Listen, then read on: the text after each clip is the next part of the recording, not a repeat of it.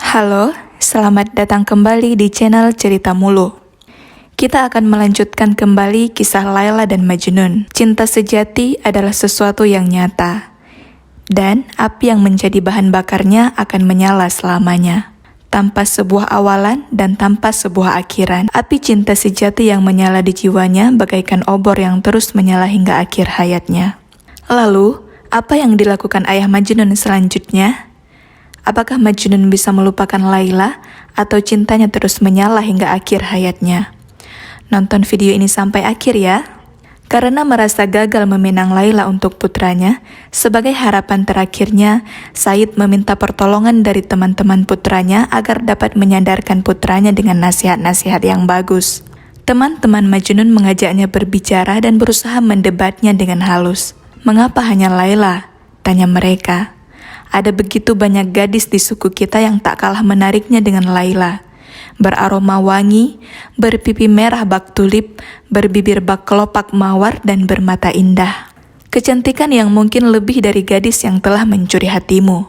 Kita mengenal begitu banyak gadis cantik. Kau hanya tinggal memilih. Ayolah, daripada kau semakin menyiksa hatimu dan menjadikannya sebagai kuil bagi gadis yang tak dapat kau miliki. Lebih baik kau mencari seseorang yang dapat memberikan rasa nyaman di hatimu dan memenuhinya dengan penuh kebahagiaan. Pilihlah gadis dari suku kita sendiri. Carilah pasangan hidup yang pantas untukmu. Lupakan saja Laila. Lepaskan ia."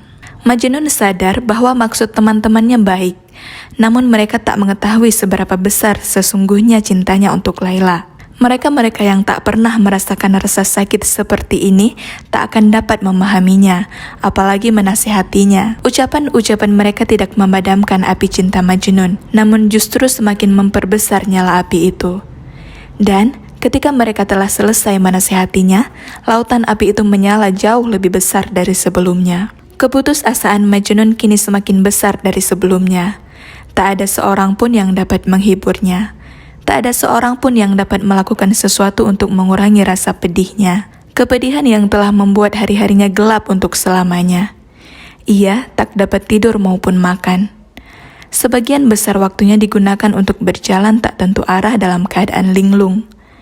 Kadangkala, ia bahkan menunjukkan kepedihannya dengan memukul-mukul wajahnya dan merobek jubahnya. Majnun tak lagi memiliki tempat tinggal. Ia mengasingkan diri dari tanah penuh kegembiraan dan menjadi orang yang berkabung di tanah kesedihan. Pada akhirnya, Majnun tak lagi dapat bergaul dengan siapapun.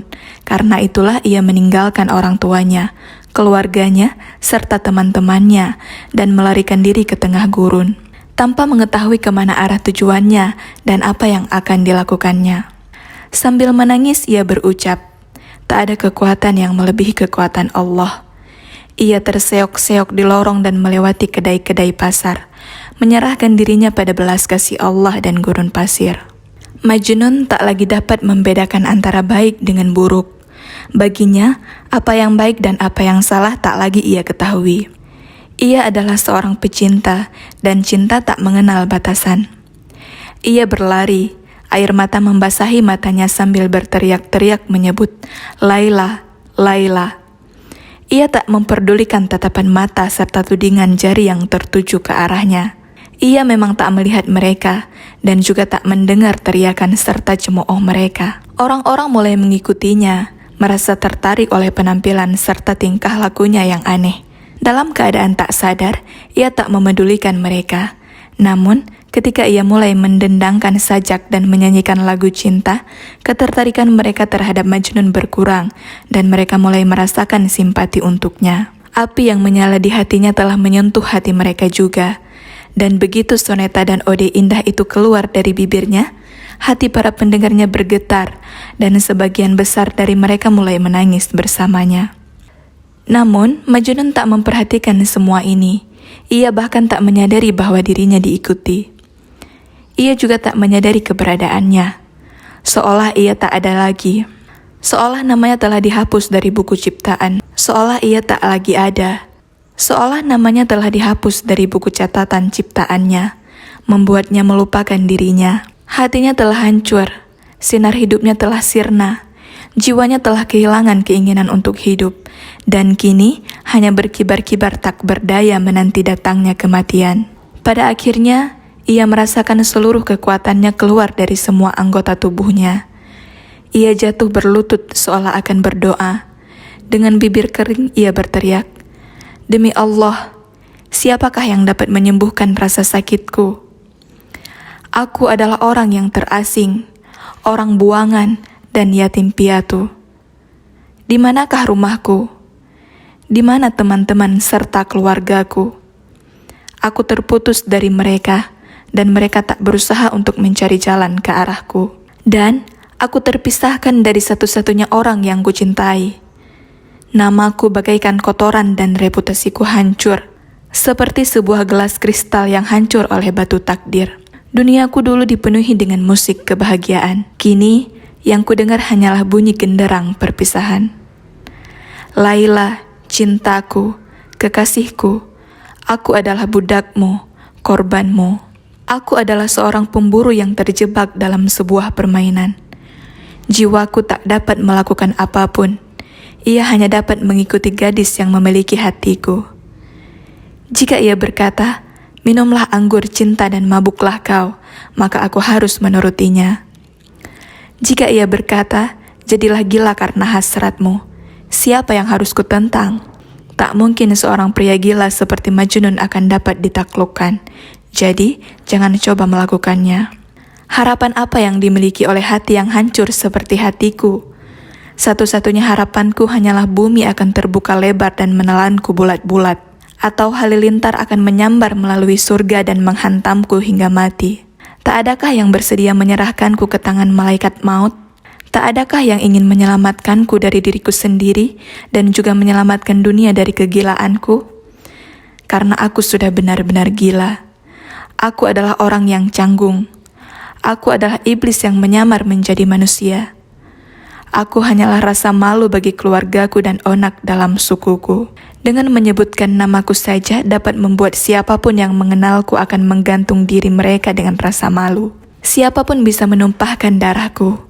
Kunyatakan hal itu sah untuk dilakukan, karena aku adalah orang yang berada di luar perlindungan hukum. Oleh karena itu, siapapun yang membunuhku tak akan dianggap bersalah. Jadi, selamat tinggal teman-temanku, karena aku harus pergi.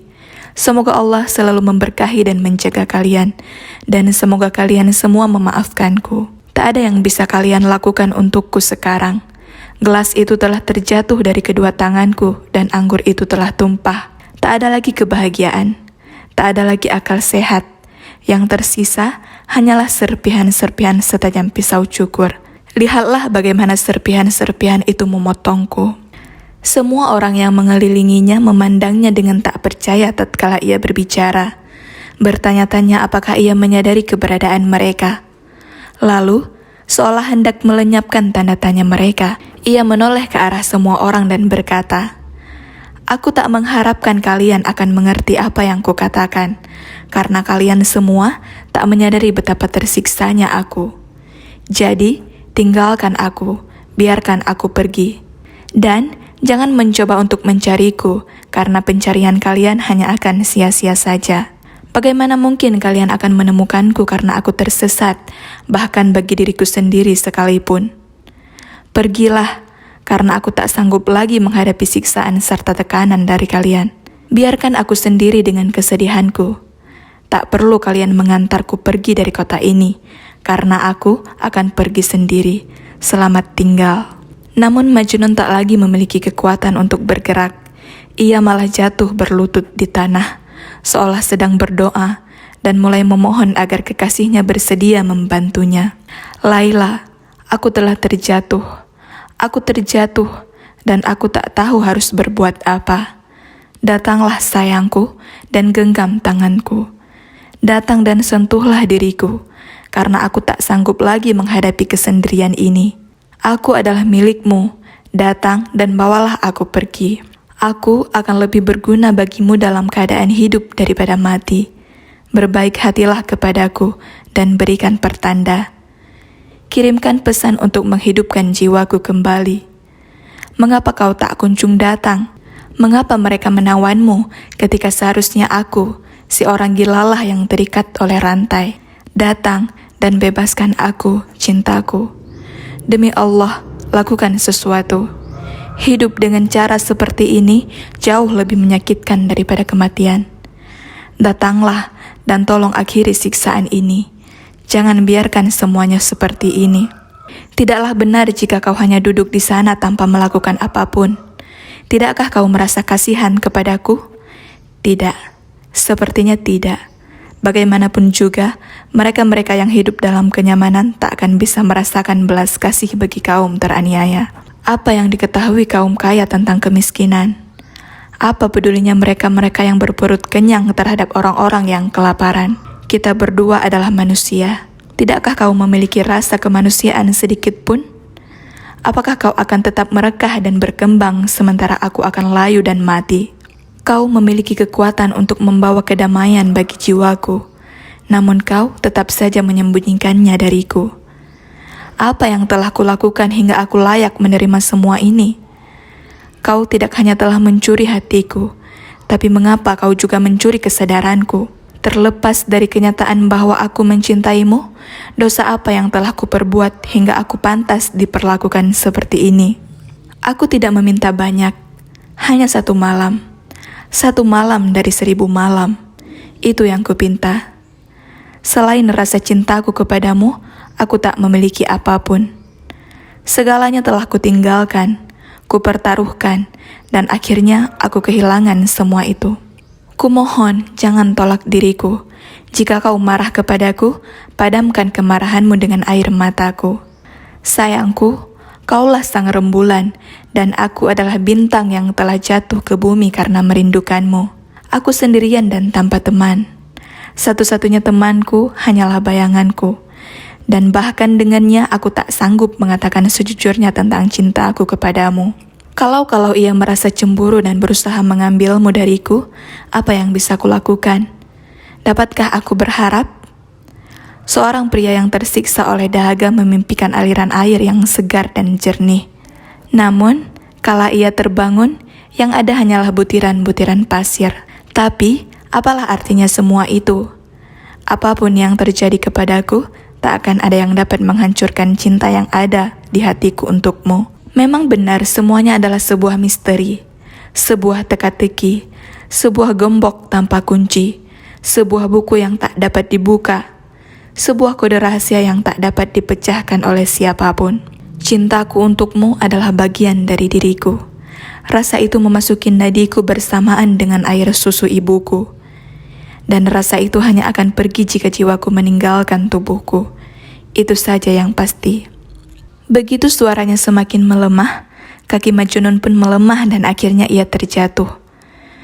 Mereka-mereka yang mendengarnya berbicara, bergerak maju untuk menolongnya. Dengan perlahan, mereka mengangkatnya dan membawanya pulang ke kediaman orang tuanya. Waktu berlalu, namun cinta sejati itu tetap ada. Kehidupan di dunia ini tidak lebih dari serangkaian tipu muslihat serta pandangan yang menyesatkan. Namun cinta sejati adalah sesuatu yang nyata, dan api yang menjadi bahan bakarnya akan menyala selamanya, tanpa sebuah awalan dan tanpa sebuah akhiran.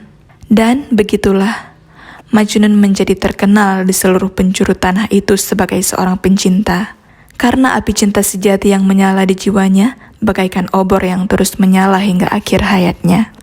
Ini merupakan sebuah kisah yang sangat menggetarkan hati siapapun yang mendengarnya. Lalu, apa yang terjadi pada Majnun selanjutnya? Nonton sambungan kisahnya di video selanjutnya ya. Sekian video kali ini. Terima kasih telah menonton dan sampai jumpa.